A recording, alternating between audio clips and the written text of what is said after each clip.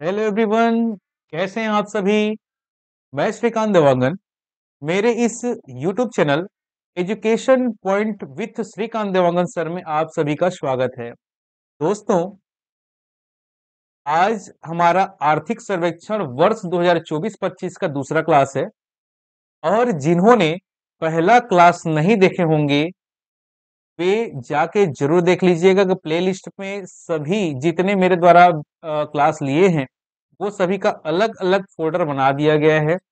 EDO का अलग से, इकोनॉमिक सर्वे का अलग से, करंट अफेयर का अलग से और योजना का अलग से। और नोटिफिकेशन, कोई भी किसी भी एग्जाम का नोटिफिकेशन आता है उसका भी फोल्डर अलग से बना दिया गया है। दोस्तों, ध्यान रखिएगा, डिस्क्रिप्शन बॉक्स में भी इकोनॉमिक सर्वे 2024-25 का पहले क्लास का मैं लिंक डाल दूंगा। और टेलीग्राम चैनल जो मेरे द्वारा क्रिएट किया गया है उसका भी लिंक मैं डाल दूंगा। उस ग्रुप के साथ जरूर जुड़िएगा क्योंकि उसमें आपको पीडीएफ भी प्राप्त होंगे। दोस्तों,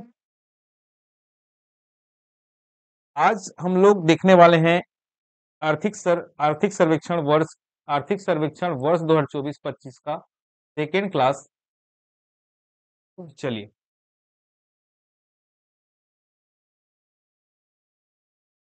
देखिए, हम लोग पढ़ रहे थे आर्थिक स्थिति एक समीक्षा। तो उसके अंतर्गत हमने कल के क्लास में देख लिया था ये सब के बारे में, जिसको हम लोग आज रिवाइज करते हुए आगे बढ़ते हैं। देखिए, जो हमारा छत्तीसगढ़ है 7 राज्यों से घिरा हुआ है। उड़ीसा, झारखंड, उत्तर प्रदेश, मध्य प्रदेश, महाराष्ट्र, तेलंगाना, आंध्र प्रदेश। हमारे छत्तीसगढ़ में 5 संभाग है।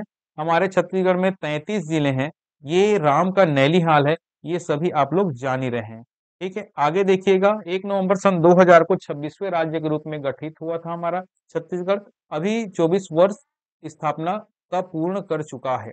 भौगोलिक क्षेत्रफल देखें छत्तीसगढ़ का तो 1,35,191 वर्ग किलोमीटर है, जो कि कुल देश का 4.1% क्षेत्रफल का प्रतिनिधित्व करता है। अर्थात उतना भारत के अगर परिप्रेक्ष्य में देखें तो हमारा छत्तीसगढ़ का कुल क्षेत्रफल कितना है, 4.1% है।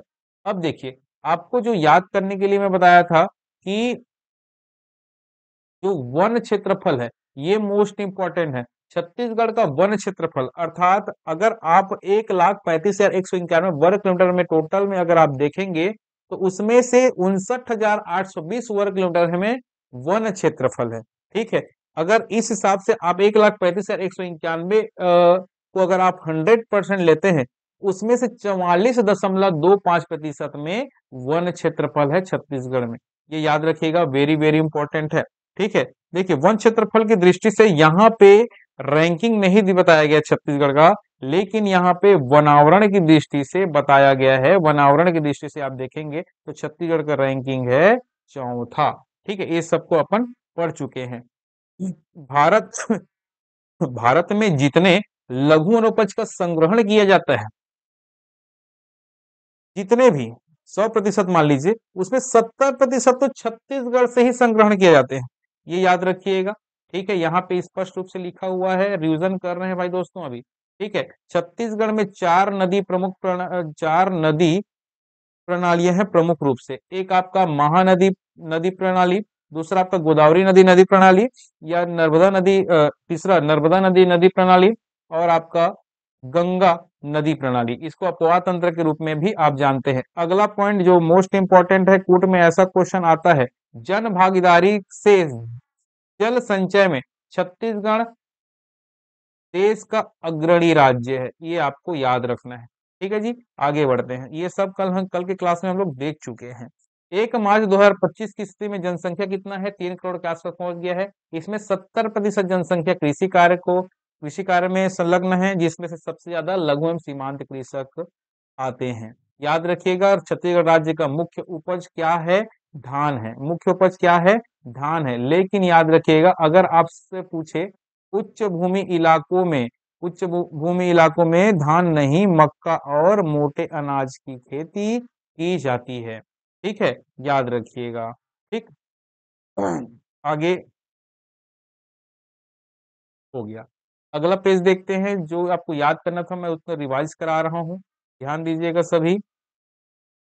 छत्तीसगढ़ में कोयला, लोहा, बॉक्साइट, चूना, कोरंडम, हीरा, स्वर्ण, टीना इत्यादि प्रकार के खनिज प्रमुख रूप से पाए जाते हैं, जिसमें से आप टीन को बहुत खास रूप से ध्यान रखिए। छत्तीसगढ़ के लिए टीन के उत्पादन में छत्तीसगढ़ प्रथम स्थान रहता है हमेशा, ठीक है। और कोयला और लोहा के उत्पादन में छत्तीसगढ़ के स्थान है द्वितीय। ये याद रखिएगा, वेरी वेरी इंपॉर्टेंट है, ठीक है। चलिए आगे बढ़ते हैं।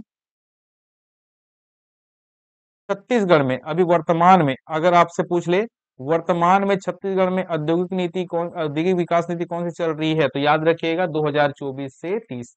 वेरी वेरी इंपॉर्टेंट है, ठीक है। चलिए आगे बढ़ते हैं। देखिए,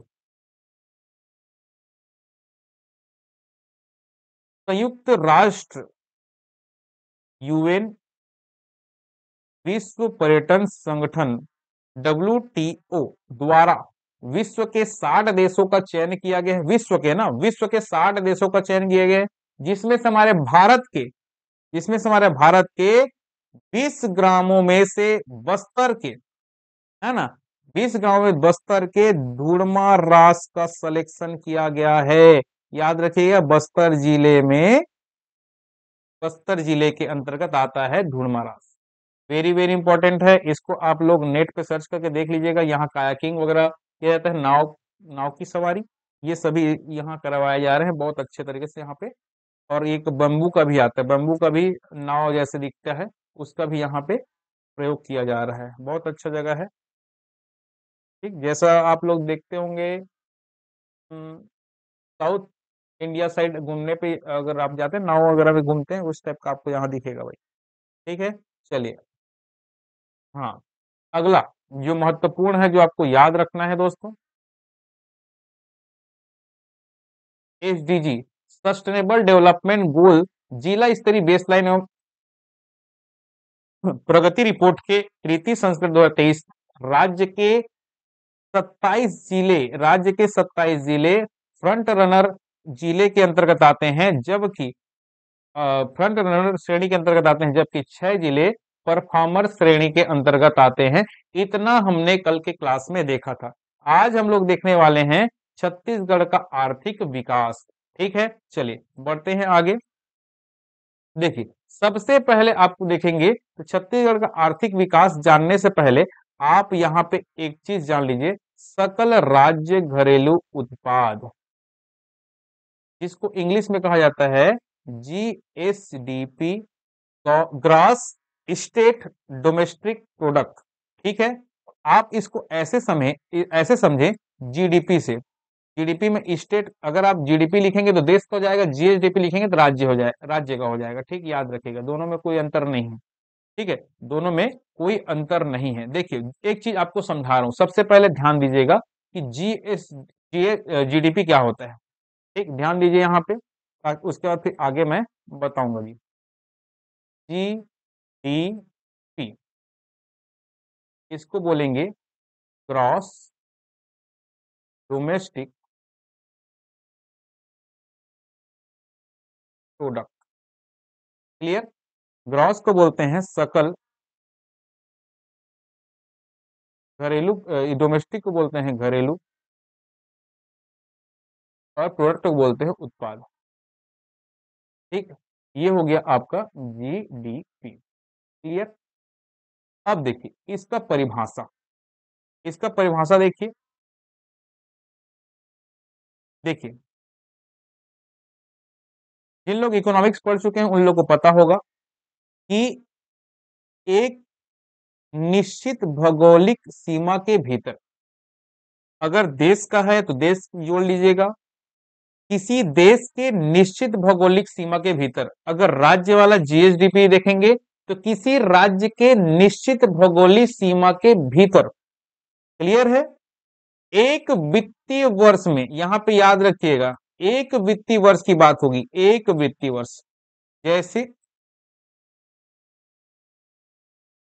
अभी कौन सा वित्तीय वर्ष चल रहा है जी, 2025-26, ठीक। तो ऐसे एक वित्तीय वर्ष किसी निश्चित भौगोलिक सीमा के भीतर एक वित्तीय वर्ष में, एक वित्तीय वर्ष में उत्पादित अंतिम मूल्य एवं सेवाओं के कुल मौद्रिक मूल्य को सकल घरेलू उत्पाद के नाम से जाना जाता है। ये याद रखिएगा। और इसमें इसमें ध्यान रखिएगा, जो विदेशी छत्तीसगढ़ या भारत, जैसे देखो अगर हम छत्तीसगढ़ की बात करें तो कोई अगर विदेशी छत्तीसगढ़ में रहकर जॉब कर रहा है तो उसका भी आय इसके अंतर्गत जुड़ेगा। याद रखिएगा, विदेशियों का भी आय इसमें जुड़ेगा जी। ठीक है, विदेशियों का जो अगर छत्तीसगढ़ में रह के कोई विदेशी काम कर रहा है तो उसका भी आय जुड़ेगा, और छत्तीसगढ़ के लोग काम कर रहे हैं उसका भी आय तो जुड़ेगा ही। तो ये आपका जीएसडीपी कहलाता है। अगर जीडीपी अगर आपको जानना है तो विदेशी, कोई भी विदेशी अगर भारत में जॉब कर रहे हैं तो उसका भी आय जुड़ेगा। क्लियर है?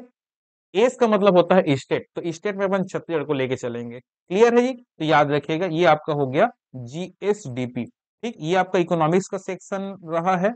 यहाँ पे आपको पॉइंट आ गया तो आपको बता दिया। अब देखिए, इसको बताना इसलिए जरूरी था क्योंकि जो छत्तीसगढ़ में जो छत्तीसगढ़ के लोग हैं उसका आय, और विदेशी जो यहाँ पे काम कर रहा है उसका आय अगर सरकार को जाएगा तो उसका एक प्रगति का सूचक है। ठीक है, तो ये सब अपने को जानना है। देखिएगा, ध्यान दीजिएगा, ये आपको बस पढ़िए, याद करने की आवश्यकता नहीं है। यहाँ पे जो जो चीज याद करना रहेगा मैं आपको पॉइंट क्लिक कर दूंगा। किसी भी प्रदेश का सकल राज्य घरेलू उत्पाद उस प्रदेश की आर्थिक प्रगति को व्यक्त करता है। भाई जिस राज्य के पास पैसा आएगा, जितना ज्यादा पैसा आएगा वो उसका आय मतलब पैसा आएगा वो उसका आर्थिक प्रगति को व्यक्त करेगा। भाई आपके पास ज्यादा पैसा आएगा तो आप अमीर बनेंगे तो आपकी आर्थिक प्रगति को तो व्यक्त करेगा। वैसे ही अगर छत्तीसगढ़ राज्य में जितना ज्यादा पैसा आएगा वो छत्तीसगढ़ राज्य की आर्थिक प्रगति को दर्शाएगा। ठीक है, तो जीएसडीपी बहुत ज्यादा डिपेंड करता है हर एक राज्य हर एक देश के लिए।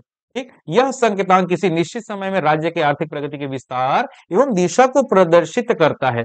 प्रति व्यक्ति किसी राज्य या भौगोलिक क्षेत्र में प्रति व्यक्ति अर्जन धन की मात्रा की माप है। जो प्रति व्यक्ति आय है ये अपन आगे पढ़ने वाले हैं। ठीक है, यहाँ पे आप इसको पढ़ना पढ़िए। चलिए आगे बढ़ते हैं। आगे देखिए,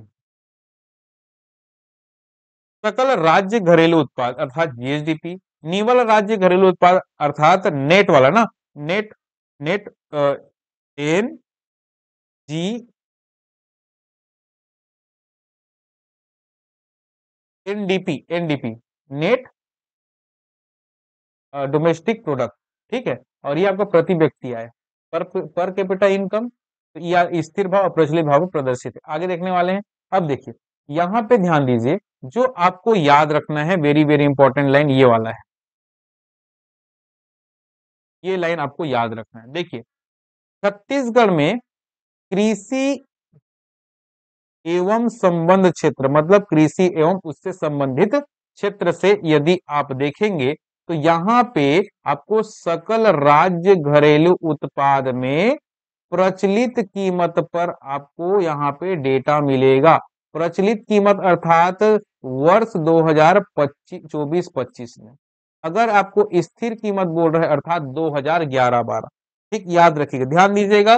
प्रचलित कीमत अर्थात जिस समय का आप इकोनॉमिक सर्वे पढ़ रहे हैं वो आपका प्रचलित कीमत हुआ। और जिस समय अगर स्थिर स्थिर भाव पर बोल दिया मतलब आपको 2011-12 का देखना है, 2011-12 के हिसाब से देखना है। ठीक, तो यहाँ पे ध्यान दीजिएगा, यहाँ पे कृषि एवं संबंध क्षेत्र के बारे में बात करें तो प्रचलित कीमत, ठीक है, प्रचलित कीमत पर कितना अनुमानित किया गया है तो 20% अनुमानित किया गया है। ये डेटा आपको याद रखना है। ठीक, कृषि एवं संबंध क्षेत्र, कृषि एवं उससे संबंधित क्षेत्र में भागीदारी अगर आपसे पूछे, भागीदारी भागीदारी में आपको याद रखना है 20.07 सात नहीं 0.07। ठीक, 20.07 याद रखिएगा, 20.07 20.07% अनुमानित या संभावित है। ठीक, अगर वही आपसे पूछ ले उद्योग क्षेत्र में कितना है जी और सेवा क्षेत्र में भागीदारी कितना है जी, तो ये डेटा आपको याद रखना है। एक आपका 43.48%, एक आपका सेवा क्षेत्र में 36.45%। तो याद रखिएगा, तीनों वेरी वेरी इंपॉर्टेंट है तीनों डेटा। अगर आपसे पूछ ले प्रचलित कीमत पर, प्रचलित कीमत पर या वर्ष 2024-25 में, ऐसा बोले मतलब प्रचलित कीमत पर, या प्रचलित कीमत पर बोलेगा, तो प्रचलित कीमत पर कृषि एवं संबंध क्षेत्र में भागीदारी कितना अनुमानित है, तो 20% के आसपास, ऐसे याद रखिए, 20% के आसपास। उसके बाद उद्योग क्षेत्र आता है। उद्योग क्षेत्र की अगर बात करें तो 20 दूनी 40 मानिए, ठीक, तो 20-40 के आसपास, 40 में और 3 और जोड़ दीजिए, 43% के आसपास।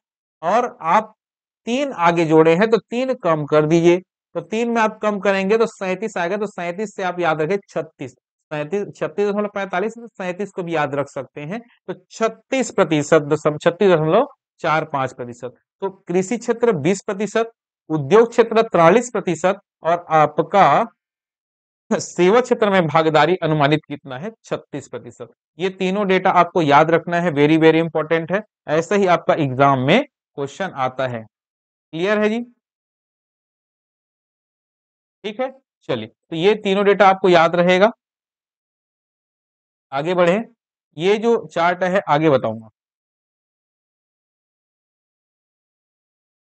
आगे जब डेटा पढ़ेंगे तब आपको समझ में आ जाएगी। देखिए, अगला अगला आपको पढ़ना है कृषि क्षेत्र। ठीक है, अगला आपको पढ़ना है कृषि क्षेत्र, वेरी वेरी इंपॉर्टेंट है, ध्यान देते जाइएगा, यही से क्वेश्चन बनता है। यही इकोनॉमिक सर्वे का अगर किसी भी कोचिंग का आप बुक पढ़ेंगे तो यही शुरू पेज में आपको यही चीज दिखने वाला है। क्लियर है? देखिएगा, कृषि क्षेत्र, उद्योग क्षेत्र और सेवा क्षेत्र का स्पेसिफिक अपने को देखना है, स्थिर भाव वाला। ठीक, और स्थिर भाव से ज्यादा क्वेश्चन आता है, प्रचलित मूल्य से कम क्वेश्चन आता है, स्थिर भाव से ज्यादा क्वेश्चन आता है, याद रखिएगा। देखिए, इस क्षेत्र में वर्ष 2012 11-12 की बात किया गया है, 11-12 अर्थात स्थिर भाव। ठीक, 11-12 अर्थात स्थिर भाव। अगर वर्ष 2024-25 बोला मतलब प्रचलित भाव। ठीक, प्रचलित मतलब प्रचलन में जो है, स्थिर मतलब रुक गया है 2011-12, ऐसे याद रखिए। ठीक, तो जहां सकल राज्य घरेलू उत्पाद स्थिर भाव बोला है, अर्थात आपके मन में आना चाहिए 2011-12 के अनुसार, 2011-12 के हिसाब से। ठीक, अब यहाँ पे देखिए, यहाँ पे आपको कृषि क्षेत्र में भागीदारी या हिस्सेदारी अगर आपसे पूछे, कृषि क्षेत्र अपन पढ़ ही रहे हैं, यहाँ पे हेडिंग लिखा हुआ है, तो यहाँ पे अगर आपसे पूछे 2011-12 में कितना था, तो ये आपको याद रखना है 18%। याद नहीं रखेंगे तो भी चलेगा, जो आपको रेड पेन में लिखूंगा उसको याद ही रखना है। यहाँ पे मैं आपको बताने के तौर पे इसको कर देता हूँ 18%। ठीक, ये देखिए, क्लियर? अब देखिए, यहाँ पे जो मोस्ट इंपॉर्टेंट आपको याद रखना है, 2011 से यदि हम अब तुलना करें अब तक का, तो यहाँ पे लिखा हुआ है वही निरंतर किंतु धीमी गति से घटते जा रहा है। देखिए, ये इंपॉर्टेंट है, अगर 2011 से 12 से अपन तुलना करें तो ये निरंतर गति से घटते जा रहा है। पहले कृषि क्षेत्र में हिस्सेदारी 18%, पहले बहुत लोग कृषि क्षेत्र में हिस्सेदारी मतलब भाग लेते थे, लेकिन अब धीरे धीरे धीरे धीरे कृषि क्षेत्र से मोह माया कम होता जा रहा है, खर्चा ज्यादा है, इनकम कम है। ठीक, तो देखिए, यहाँ पे अब आपको दिख रहा होगा 5.22%, 4.77%, 4.11%, 8.83%, 3.03%, 5.38% प्रतिशत अनुमानित है। तो अब टेंशन होती है, कहा इसका डेटा याद रखना है, नहीं रखना है, कोई डेटा याद नहीं रखना है, बस ये बता देता हूँ कि ये जो डेटा है 2019-20 के डेटा है, ये जो डेटा है 2020-21 के डेटा है, ये जो डेटा है 2021-22 के डेटा है, ये जो डेटा है 2022-23 के डेटा है, और ये है आपके 2023-24, और ये आपका 2024-25 का। तो यहाँ पे जो 2024-25 लिखा है, ये आप डेटा याद रखेंगे। ठीक है, तो याद रखिएगा, कृषि क्षेत्र में स्थिर भाव में, कृषि क्षेत्र में स्थिर भाव में बोलेगा तो याद रखिएगा, कृषि क्षेत्र में स्थिर भाव में 2024-25 में कितना प्रतिशत वृद्धि है, तो याद रखिएगा, ये वृद्धि, यहाँ पे वृद्धि की बात करी है, तो याद रखिएगा 5.38%। वेरी वेरी इंपॉर्टेंट है, ये एग्जाम में पूछता भी है। स्थिर भाव के अनुसार कृषि क्षेत्र में 2024-25 में कितना प्रतिशत वृद्धि दर अंकित किया गया है, तो याद रखिएगा 5.38%। पूरा डेटा याद रखना है। 5.38%। कैसे याद रखेंगे? 5 में 3 जोड़ेंगे तो आएगा 8। 5 में 3 जोड़ेंगे तो आएगा 8, बीच में लगा देना दशमलव। तो 5.38%। 5.38%। याद हो गया जी सभी को? अब देखिए, अगला लाइन आपको याद रखना है। वर्ष 2024-25 में, ये आपका सबसे ज्यादा इंपॉर्टेंट लाइन है। वर्ष, इसको इंपॉर्टेंट भी कर देता हूं, देखिएगा आप पिछले साल के, पिछले बार के अनुसार में अगर आप देखेंगे तो ये लाइन ऐसा ही दिखता है। वर्ष 2012-13 से 2024-25 तक औसत वृद्धि अगर आपसे पूछे कृषि क्षेत्र में, तो very very very very important है, 5.39%। 5.39%। अब इसी को आपको ग्राफ में भी दिखा देता हूं।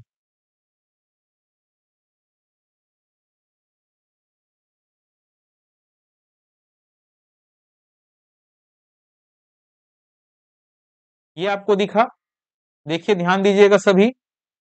5.38% अभी मैं आपको बताया, देखिए यहाँ पे कृषि क्षेत्र का ब्लू कलर का है, और ये आपका जो दिख रहा है, ये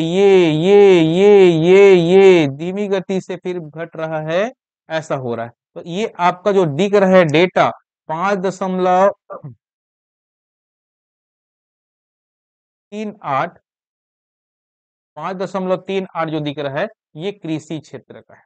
ठीक, कृषि क्षेत्र का है। अब देखिए अगला पॉइंट, ये वाला जो 5.38%। अब देखते हैं उद्योग। अच्छा, ध्यान दीजिएगा, कृषि क्षेत्र में यहां पे देखिए, उद्योग क्षेत्र में खनन, उत्खनन, विनिर्माण, विद्युत, जलापूर्ति, निर्माण क्षेत्र शामिल होता है। अब आपको याद होगा कि खनन और उत्खनन क्षेत्र प्राथमिक क्षेत्र के अंतर्गत आता है, लेकिन कृषि क्षेत्र के अंतर्गत नहीं आता। अगर आपसे पूछ ले कि प्राथमिक क्षेत्र के अंतर्गत कौन कौन सा आता है, तो कृषि, वानिकी, मत्स्य पालन, पशुपालन, खनन एवं उत्खनन, ये सभी आपके प्राथमिक क्षेत्र के अंतर्गत आता है, लेकिन कृषि क्षेत्र के अंतर्गत खनन उत्खनन नहीं आता है। याद रखिएगा, द्वितीय क्षेत्र के अंतर्गत खनन उत्खनन नहीं आता, उद्योग क्षेत्र के अंतर्गत खनन उत्खनन आता है। वेरी वेरी इंपॉर्टेंट लाइन है इकोनॉमिक सर्वे का, और वेरी वेरी इंपॉर्टेंट है अर्थशास्त्र का। ठीक है, तो याद रखिएगा, उद्योग, उद्योग में खनन उत्खनन आता है, उद्योग में खनन उत्खनन आता है। एक लाइन बस याद रखना है, बाकी सब आपसे हो जाएगा। उद्योग में खनन उत्खनन आता है, और प्राथमिक क्षेत्र में खनन उत्खनन आता है, बाकी आपको याद रखने की आवश्यकता यही है। ठीक, अब देखिए छत्तीसगढ़, छत्तीसगढ़ बोलता हूं, वर्ष 2011-12 अर्थात उद्योग क्षेत्र, उद्योग क्षेत्र में वर्ष 2011-12, वर्ष 2011-12 की बात करेगा तो स्थिर भाव। ठीक, तो डेटा कैसे याद रखना है, तो वो आपको मैं बता रहा हूं। देखिए,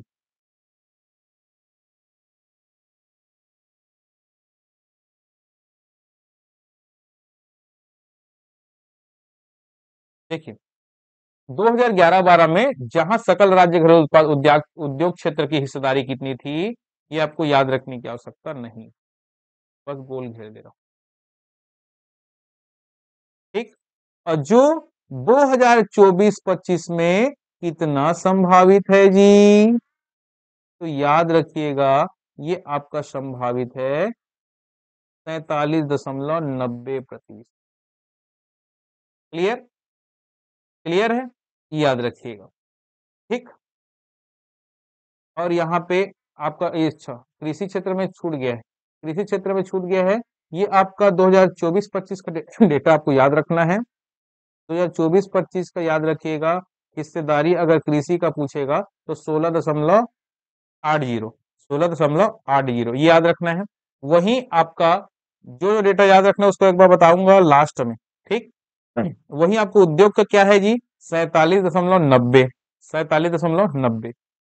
अब देखिए 2019-20 में 2.27, 2020-21 में 3.37, 2021-22 में 5.35, 2022-23 में 3.30, 2023-24 में 4.87, और 2024-25 में जो आपको याद रखना है वही डेटा आपको बता रहा हूं, याद रखने वाली बात जो है, आपका वृद्धि अनुमानित किया गया है उद्योग में 6.92%। और औसत की बात करें तो औसत की बात करेंगे तो यहाँ पे औसत आपका 2012 से 2024-25 तक का औसत वृद्धि आप देखेंगे तो यहाँ पे आपको दिखेगा, वेरी वेरी इंपॉर्टेंट है आपका, 5.97%।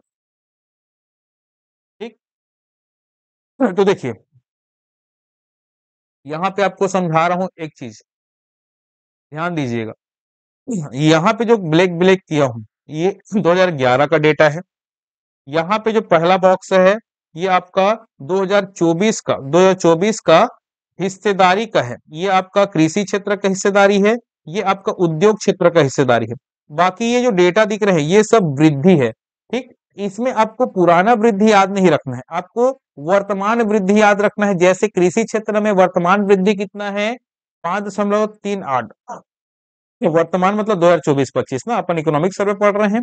वैसे उद्योग क्षेत्र में 2024-25 में वृद्धि कितना हुआ है, तो 6.92% की वृद्धि हुई है। वैसे ही सेवा क्षेत्र में आपको जानना है, वैसे ही सेवा क्षेत्र में आपको जानना है कि सेवा क्षेत्र के बारे में आप लोग देख लो कि सेवा क्षेत्र में छत्तीसगढ़ सेवा क्षेत्र की हिस्सेदारी सकल राज्य घरेलू उत्पाद में महत्वपूर्ण भूमिका निभाते हुए पिछले वर्षों से निरंतर बढ़ रही है। वेरी वेरी इंपॉर्टेंट है। इस टाइप का क्वेश्चन बनता है कि अगर आप पिछले वर्ष से तुलना करेंगे कि बढ़ रही है कि घट रही है, तो याद रखिएगा सेवा क्षेत्र में अब सबका फोकस बढ़ रहा है। सेवा क्षेत्र के अंतर्गत हॉस्पिटल, इंजीनियर, ये सब आते हैं, डॉक्टर, ये सब आते हैं, है ना, सेवा क्षेत्र के। ये सभी में अब धीरे धीरे बढ़ रहा है, कृषि क्षेत्र अब धीरे धीरे घट रहा है। व्यापार, होटल, जलपान, स्थावर, अन्य सेवाएं, डॉक्टर, इंजीनियर सब इसके अंतर्गत आते हैं। अब देखिए जैसे मैंने वहां पे बताया कि सेवा क्षेत्र में हिस्सेदारी 2011-12 में कितना है, कितना था, ये आपका 34%। लेकिन अभी वर्तमान में कितना अनुमानित है जी, तो याद रखिएगा, वेरी वेरी इंपॉर्टेंट है, 35.35% अनुमानित है। ठीक, अब ये जो आपको दिख रहा है वृद्धि, तो वृद्धि में आपको याद रखना है यहाँ पे एक चीज, वृद्धि, तो यहाँ पे आपको एक चीज याद रखना है, वृद्धि में 8.5%। क्लियर। अब एक चीज ध्यान दीजिए, यहाँ पे आप देखे हैं वृद्धि में कहीं पे माइनस लिखा हुआ है क्या, नहीं। यहाँ पे वृद्धि में उद्योग में कहीं माइनस लिखा हुआ है क्या, नहीं, सब पॉजिटिव। लेकिन यहाँ पे आपको दिख रहा होगा एक जगह माइनस। क्लियर, तो याद रखिएगा 2020-21 में 2020-21 में सेवा क्षेत्र में निगेटिव वृद्धि दर्ज की गई थी। ठीक है, निगेटिव वृद्धि दर्ज की गई थी। अब औसत देखें, औसत देखें, औसत इसका 6% है सेवा क्षेत्र का। क्लियर, तो देखिए यहाँ पे आपको याद रखना है, एक कॉपी में अलग से लिख लीजिएगा आप लोग कि जो जो चीज बता रहा हूं उसको अलग से कॉपी में लिखिएगा, एक जगह कृषि बना लीजिएगा। ठीक है, जैसे चलो मैं ही बता देता हूँ जी, आप लोग को याद होना चाहिए। देखिए इधर याद होना चाहिए सबका, कृषि क्षेत्र, उद्योग क्षेत्र और आपका सेवा क्षेत्र। यहाँ पे आप लोग लिखना है भागीदारी। ठीक, भागीदारी कितना, भागीदारी अर्थात 2011-12 की बात हो रही है। एक पेज में खत्म हो जाएगा, देखिएगा सब क्लियर है। दूसरे में कितना आया, 47%। तीसरे सेवा में कितना आया, 34%। एक पेज में इसी टाइप से आपको लिखना है। क्लियर है। भागीदारी, ठीक। अब यहाँ पे भागीदारी में ये आपका 2011-12 का हो गया। अब आपको याद रखना है 2024-25 का, 2024-25 का आपको डेटा याद रखना है, इसलिए इसको रेड में कर दिया। तो याद रखिएगा 16%, 43%, 35%। ये आपका भागीदारी हो गया। क्लियर? आगे देखिएगा। आगे आपको याद रखना है, जो डेटा आपको याद रखना है वो चीज मैं बता रहा हूं ना, यहाँ पे कैसे याद रखना है वो चीज। ठीक, देखिए यहाँ पे मैंने आपको क्या बोला, वृद्धि दर। क्लियर? वृद्धि दर में आपको सभी डेटा याद रखना है। वृद्धि दर में आपको 2024-25 का डेटा आपको याद ही रखना है। 2024-25 में आप कृषि में देखेंगे तो 5.38%, ये डेटा आपको एग्जैक्ट याद होना चाहिए। ठीक, 6.92% आपको उद्योग क्षेत्र में, ये भी याद रखना चाहिए, याद रहना ही चाहिए। और आपका 8.54%, ये भी आपको याद रहना ही चाहिए। अब देखिए यहाँ पे आपको एक चीज याद रखिएगा, 2020-21 में, 2020-21 में ये माइनस था। 2020-21 में सेवा क्षेत्र में माइनस था। अब देखिए औसत वृद्धि, औसत वृद्धि सबसे ज्यादा इंपॉर्टेंट है। औसत वृद्धि सबसे ज्यादा इंपॉर्टेंट है। औसत वृद्धि सबसे ज्यादा इंपॉर्टेंट, सबसे ज्यादा इंपॉर्टेंट। तो याद रखिएगा 5.39% है औसत वृद्धि कृषि क्षेत्र का। वहीं अगर आप बात करेंगे कि 5.97% है उद्योग क्षेत्र का। वहीं अगर आप बात करेंगे सेवा क्षेत्र का तो 6% है सेवा क्षेत्र का। तो सबसे ज्यादा औसत वृद्धि किसमें दर्ज किया गया है? सेवा क्षेत्र में। सबसे ज्यादा वृद्धि दर 2024-25 में किसका है? सेवा क्षेत्र में। यहाँ पे दिख रहा है 8.54%। याद रखिएगा। ठीक, भागीदारी में भी, भागीदारी में 2011-12 में कृषि क्षेत्र का था, 2024-25 में उद्योग क्षेत्र में भागीदारी है। ठीक, तो ये जो डेटा है ये आपको याद रखना है। ठीक, देखिएगा इधर। इस समय मैक्सिमम कौन था? इस समय 2011 में मैक्सिमम था ये। 2024 में मैक्सिमम कौन सा है? ये उद्योग क्षेत्र। वृद्धि दर में सबसे ज्यादा वृद्धि दर 2024-25 में किसका हुआ है? सेवा क्षेत्र का। औसत वृद्धि में किसका? सेवा क्षेत्र का। ऐसे इस टाइप से क्वेश्चन बनता है। ये इतना ही डेटा आपको याद रखना है, इतना ही डेटा। ये सभी डेटा तो आपके बुक के हिसाब से बताया हूं, बस आपको इतना ही डेटा याद रखना है। अलग से पेज में आप लोग लिख लीजिएगा। ठीक है, क्लियर है? और यही डेटा आपको एग्जाम में भी याद रखना है। और बुक में तो कई प्रकार की गलती हो जाती हैं, यही सरकार का डेटा है, इसी के हिसाब से ही आपको अथॉन्टिक मानना पड़ेगा और यही आपको अथॉन्टिक भी मानेगी सरकार। ठीक है, चलिए अब देखते हैं अगला महत्वपूर्ण पॉइंट, मूल्य एवं सार्वजनिक वितरण पढ़े। अब धान वान के बारे में देख लेंगे। ठीक, चलो देखिए, महत्वपूर्ण पॉइंट है ना ये, एडीओ के लिए भी बहुत महत्वपूर्ण है। छत्तीसगढ़ का औसत उपभोक्ता मूल्य सूचकांक, वेरी वेरी इंपॉर्टेंट। छत्तीसगढ़ का औसत उपभोक्ता मूल्य सूचकांक नवंबर 2024 में, नवंबर 2024 में छत्तीसगढ़ का औसत मूल्य सूचकांक। देखिए ग्रामीण क्षेत्र का अलग बताएंगे, नगरीय क्षेत्र का अलग बताएंगे, संयुक्त क्षेत्र का अलग बताएंगे। तो ग्रामीण क्षेत्र का है 195.1, जबकि नगरीय क्षेत्र का औसत उपभोक्ता मूल्य सूचकांक है 187, जबकि आपका संयुक्त क्षेत्र का औसत उपभोक्ता मूल्य सूचकांक है 192.3। ठीक, याद रखिएगा। क्लियर है? बस एक बार अलग से आपके पेन कॉपी में अलग से नोट करते चलिएगा। बस इतना ही आपको एग्जाम में एक बार मुश्किल से 4 से 5 पेज होगा, अगर आप पेज में लिखेंगे 4 से 5 पेज होगा, पूरा आपका इकोनॉमिक सर्वे का मेन मेन डेटा आपको याद हो जाएगा। ठीक, अब देखिए ये आपका करंट अफेयर का मुद्दा है। वर्ष 2024-25 में धान का जो सामान्य धान था उसका रेट कितना था? 2300 रुपए। ग्रेड ए धान का ग्रेड ए का कितना था? 20 रुपए एक्स्ट्रा, 2320 रुपए। ठीक, भारत सरकार द्वारा घोषित किया गया था। अगला पॉइंट, देखिए विक्रय हेतु पंजीयन कितने लोग का पंजीयन किया गया है किसानों का, वेरी वेरी इंपॉर्टेंट है, 27.74 लाख किसानों का पंजीयन था। कितना?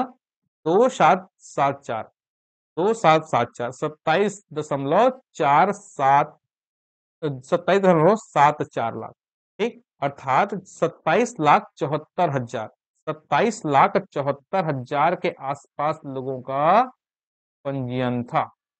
ठीक है, 27.74 लाख।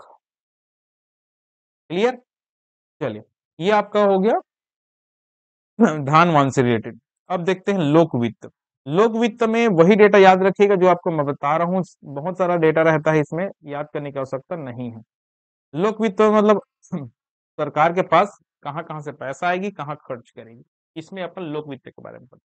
देखिए, इस साल सरकार में पिछले वर्ष जो 2024-25 में सरकार के पास कहाँ से पैसा आया, कितना पैसा आया और कितना पैसा खर्च किया, बचा कि नहीं बचा, वो यहाँ पे अपन पढ़ते हैं। देखिए, राजस्व प्राप्ति मतलब रेवेन्यू से कितना पैसा आया, ये आपका तो याद रखिएगा 1,25,000 करोड़। देखिए कितना पैसा है जी, हमने इतना पैसा तो कभी सपना में भी नहीं सोचे होंगे, जो सरकार के पास इतना पैसा रेवेन्यू से आया है, राजस्व से 1,25,900 करोड़ रुपया रेवेन्यू से प्राप्त किए हैं सरकार।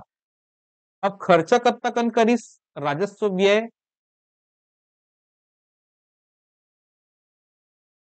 खर्चा कब तक करीस 1,24,000, 1,25,900 रुपया पैसे। खर्चा कब तक करीस 1,24,880। डेटा याद नहीं रखना है, अब ये समझना है कि घाटा हो इसकी फायदा हो, तो फायदा हो, इस फायदा ला इकोनॉमिक्स के भाषा में कथन आधिक्य मतलब अधिक, बच गे, ठीक, अधिक मतलब अति आगे, ठीक। तो राजस्व आधिक्य कितना का हुआ, 1,049 करोड़ का पैसा बच गया सरकार के पास, ये याद रखिएगा।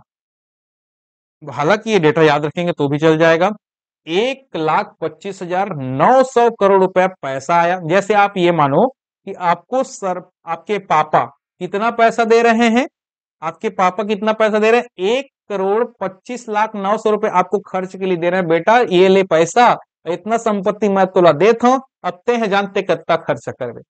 आप कितना खर्चा किए, 1,24,08,40 रुपए आप खर्चा कर दिए, तो आपके पास कितना पैसा बचेगा, 1,059 करोड़ रुपए आपके पास बचेंगे। तो यही हो गया राजस्व प्राप्ति, राजस्व व्यय और आपका राजस्व आधिक्य। आधिक्य मतलब बच गए, राजस्व घाटा होता तो ये आपका ज्यादा खर्चा हो जा रहा था, तो राजस्व घाटा का पढ़ते अपन। ठीक, अब देखिए अगला जो आपको एग्जाम के लिए पढ़ना है वो आपका ये है, वर्ष 2024-25 में कुल राजस्व प्राप्तियों में पिछले वर्ष की तुलना में वृद्धि हुआ कि कमी हुआ, तो याद रखिएगा 13% की वृद्धि हुई है। अगर हम 2023-24 से तुलना करेंगे 2024-25 का, तो पिछले वर्ष की तुलना में इस बार अधिक, पिछले वर्ष की तुलना में राजस्व प्राप्तियों में वृद्धि हुई है, राजस्व प्राप्तियों में वृद्धि हुई है। हमने इस बार राजस्व में ज्यादा पैसा प्राप्त किए है पिछले वर्ष की तुलना में 13%। ठीक है, 13% मतलब 2023-24 में जितना पैसा प्राप्त हुआ था राजस्व प्राप्ति के तहत, उससे हमने 13% ज्यादा इस बार पैसा प्राप्त किया है। ये आपका एग्जाम के लिए वेरी वेरी इंपॉर्टेंट। ठीक, अब देखिए, हालांकि देखिए ये सभी डेटा सीजीपीएससी व्यापम के लिए इंपॉर्टेंट होता है, एडीओ के लिए ये सभी ध्यान नहीं देंगे तो भी चलेगा, ठीक है, लेकिन एडीओ के लिए आपका धान से रिलेटेड जो अभी पढ़े वो आपको याद रखना है। क्लियर है? देखिए, अब देखिए यहां पे ये वाला लाइन, गैर कर राजस्व में, गैर कर राजस्व में मतलब राजस्व वाला से छोड़कर, ठीक, गैर कर राजस्व में प्रमुख योगदान कर भिन्न राजस्व का है, ये आप याद रखिएगा, ऐसा क्वेश्चन बन सकता है लाइन वाला। ठीक, गैर कर राजस्व में प्रमुख योगदान कर भिन्न राजस्व का है। ठीक, क्लियर है? वर्ष 2024-25 के कुल गैर राजस्व प्राप्तियों में इसका योगदान इतना है, याद रखने का आवश्यकता नहीं है, ये कर वाला आपको याद रखना है। ठीक, आगे बढ़ते हैं। ये आपको याद रखने की जरूरत नहीं है, राजस्व कर, ये वाला पेज आप छोड़ देंगे तो भी चलेगा। ये लोक वित्त का है, ये सब डेटा आपको याद रखने की आवश्यकता ही नहीं है किसी भी एग्जाम के लिए। चलिए, अपने को पढ़ना है ये वाला सेक्शन, और ये वाला सेक्शन एडीओ के लिए वेरी वेरी इंपॉर्टेंट है, एडीओ वाले अपडेट कर लीजिएगा, ठीक, क्योंकि बैंक वाले सेक्शन में आप इसको पढ़ेंगे।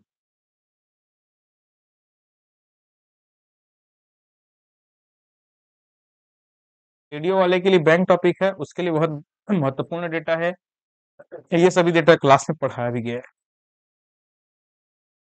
मतलब उस समय के हिसाब से पढ़ाया गया। अभी तो इकोनॉमिक सर्वे डेटा नया आया है, इसमें आप लोग अपडेट कर लीजिएगा जी, ठीक है। बैंकिंग संपूर्ण लेन देन का अभिन्न अंग है, सही बात है, वहां पे लेन देन होता है। बैंकिंग नेटवर्क वित्तीय प्रणाली एवं मुद्रा आपूर्ति को नियंत्रित करता है। छत्तीसगढ़ राज्य की बैंकिंग गतिविधियों में निरंतर वृद्धि हो रही, आप देखे होंगे लोग आजकल बैंक में ज्यादा पैसा रखते हैं, है ना। राज्य में बैंकों की संख्या मार्च 2025 में, ये याद रखिएगा, वेरी वेरी इंपॉर्टेंट है, बैंकों की संख्या कब बोल रहा है, मार्च 2024 की स्थिति में, एक साल पहले, है ना, क्योंकि हम इकोनॉमिक सर्वे पढ़ रहे हैं। कितना है तो याद रखिएगा, जो रेड कलर में बताऊंगा तो वो सबको आपको याद रखना ही है, 47। पिछले बार अपन शायद मेरे ख्याल से 44 पढ़े थे, है ना, तो याद रखिएगा 47, ठीक, 47 ऐसे कर देता हूँ। शाखाओं की संख्या, बैंक शाखाओं की संख्या कितना है तो याद रखिएगा 3412, एकदम इजी है, 3 4 1 2, 3 4 1 2, 1 2 3 4 में ही पूरा खत्म। एटीएम की संख्या, इकोनॉमिक सर्वे 2024-25 के अनुसार छत्तीसगढ़ में एटीएम की संख्या है 3607, ठीक, ये तीनों डेटा आप अपडेट कर लीजिएगा। अगला, कुल जमा, बैंक में कुल जमा राशि कितना है सभी बैंक के हिसाब से, 2,82,949 करोड़ रुपए बैंक में जमा है, ठीक, याद रखिएगा, ये भी अपडेट कर लीजिएगा। अगला, ये विपणन वर्ष वाला अलग सेक्शन है, इसको अलग पढ़ लेंगे, ये धान से संबंधित है, ठीक, वेरी वेरी इंपॉर्टेंट है ये। छत्तीसगढ़ राज्य सहकारी विपणन संघ, ठीक, मार्केफेड भी बोलते हैं आप लोग इसे, द्वारा प्रदेश में कार्यरत कितना उपार्जन केंद्र पढ़े थे हम लोग, धान उपार्जन केंद्र 2739, ये पढ़े थे हम लोग पिछले बार भी, अभी भी है 2739, करंट अफेयर में पढ़ाया भी था 2739। उपार्जन केंद्र के उपार्जन केंद्र की संख्या कितनी है, 2739 उपार्जन केंद्र है, जिसके माध्यम से धान का उपार्जन किया जा रहा है। और धान का उपार्जन केंद्र अब पूरी तरीके सभी धान उपार्जन केंद्र जो आपका 2739 है, ये सभी कंप्यूटरीकृत भी हो चुके हैं, अर्थात ऑनलाइन सब जगह काम चलता है, किसी कहीं भी कॉपी किताब वाला काम नहीं चलता है। इस तरीके से आज का क्लास यहीं तक देखेंगे, कल से हम लोग देखने वाले हैं कृषि से, कृषि वाला ये वाला कृषि टॉपिक आप जो छत्तीसगढ़ में पढ़ते हैं उसका डेटा पढ़ेंगे, उसके बाद वानिकी अर्थात वन से रिलेटेड जो पूरा डेटा आप जो वानिकी टॉपिक पढ़ते हैं उसका पूरा डेटा देखेंगे, खनिज जो टॉपिक पढ़ते हैं उसका डेटा देखेंगे, उद्योग जो टॉपिक पढ़ते हैं उसका डेटा देखेंगे, इसके बाद विद्युत जो टॉपिक पढ़ते हो उसका डेटा देखेंगे, ग्रामीण विकास जिसमें आप कितना मनरेगा के तहत कितना महिलाएं यहाँ पे काम करती हैं, ये सभी आपका एडीओ का सेक्शन है, ठीक है, एडीओ एडीओ के लिए बहुत महत्वपूर्ण है ये। नगरीय निकाय, ये भी आपका महत्वपूर्ण है, शिक्षा के क्षेत्र में ये भी आपका महत्वपूर्ण है, ये आपका शिक्षा के क्षेत्र में जो आप पढ़ते हैं शिक्षा टॉपिक उसके अंतर्गत आपको ये सभी चीजें पढ़ना है, ठीक। इसके बाद आपको देखना है स्वास्थ्य के क्षेत्र में, ठीक, जो आप मातृत्व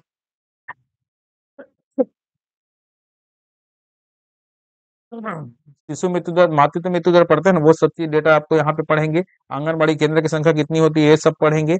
निःशक्त पेंशन योजना के अंदर कितने, मतलब योजना के तहत कितने लोग को, कितना हितग्राही को लाभान्वित हुए, ये सब यहाँ पे पढ़ेंगे, ठीक है। और सतत विकास लक्ष्य कितना इंडेक्स है, ये सभी आप पढ़ने वाले हैं, तो कल के क्लास में अपन ये सब सेक्शन खत्म कर लेंगे। अभी ये लाइन पढ़े थे अभी, फ्रंट रनर 27 जिले, ठीक, और आपका 6 जिले, यहाँ पे आपको नाम भी देखना है, ठीक है, जो आपके परफॉर्मर श्रेणी के अंतर्गत आते हैं, ठीक है जी। ये सभी चीजें अपन देखने वाले हैं डिटेल में इकोनॉमिक सर्वे के अनुसार।